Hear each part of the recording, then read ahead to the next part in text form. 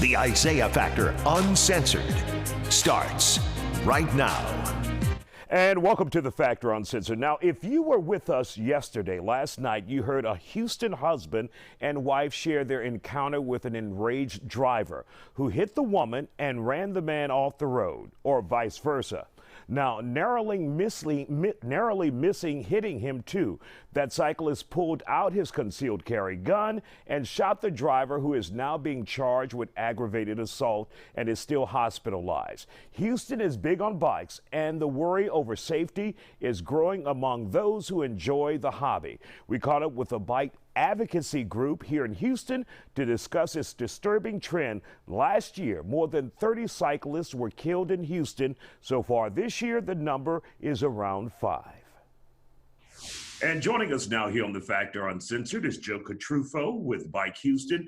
Joe, when we take a look at what we saw here in the city of Houston when a cyclist had to pull out a gun to stop a man from essentially assaulting them, that man eventually was arrested and charged with aggravated assault, still in the hospital. He survived. But when you see a situation like that, Joe, how disturbing is that for the biking community and advocacy groups like yours looking out for bikers here in the city of Houston? Yeah, it is. It's pretty disturbing, and thankfully, it's pretty rare too that a bicyclist shoots a driver. Frankly, I think this story isn't so much about the fact that a bicyclist shot a driver, but the real story is that traffic violence in Houston is so bad that people feel like they have no other choice but to carry a weapon.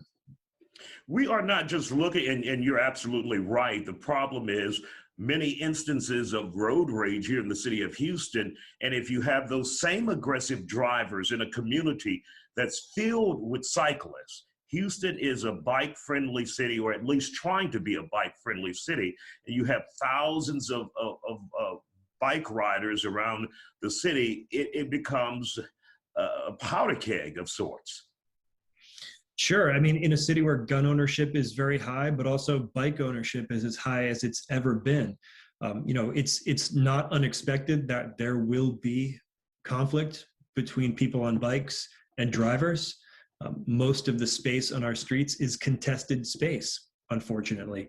I mean, when you look around the world at the cities that are safest, most pleasant for riding a bike, and where riding a bike is most widespread, it's the places where there's a lot less contested space on the streets.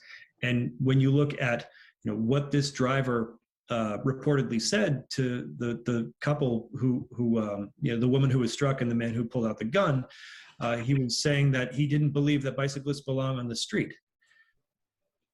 And that's the attitude of a lot of drivers out there, aggressive drivers.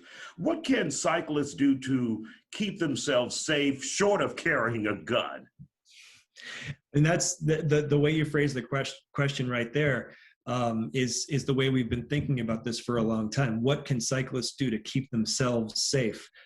The answer is, ride safely, as safe as you can, ride predictably, but most people already do that. And it doesn't necessarily matter.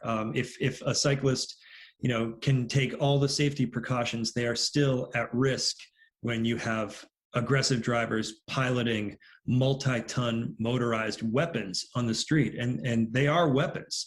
We think of motor vehicles as a mode of transportation exclusively, but we know, and we've seen it all too many times in Houston and elsewhere, that motor vehicles can be used to kill and injure people, and it happens far, far, far too often.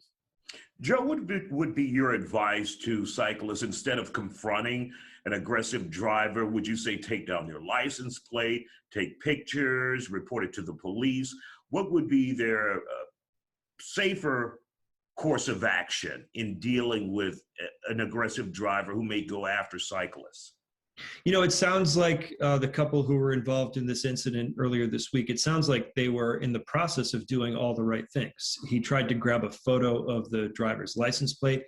He went to call the police to report this driver, who, if he hadn't turned around and come back to threaten this couple, he might have gone on to threaten others, who can say. The best practices out there for people riding bikes is to stay visible, and to, you know, have lights and have a bell and to wear a helmet and all those things, but there aren't really as many best practices for avoiding you know, criminal activity, such as drivers physically attacking people intentionally. So, you know, it's not that there's a best practice for that, but certainly, you know, calling the police is the right idea. But, you know, at the end of the day, we can't really rely on enforcement alone to keep people on bikes safe. We can't rely on armed bicyclists to keep people on bikes safe. The epidemic of traffic violence that we have here, it won't be solved by enforcement alone. What we need are streets that are safe for all modes. And the problem is, in Houston, we've designed our streets pretty much for one mode and one mode only. And when you design a transportation system for one mode only, the people who use that mode tend to think that anybody else is encroaching on their space. And that seems to be at the root of what happened earlier this week.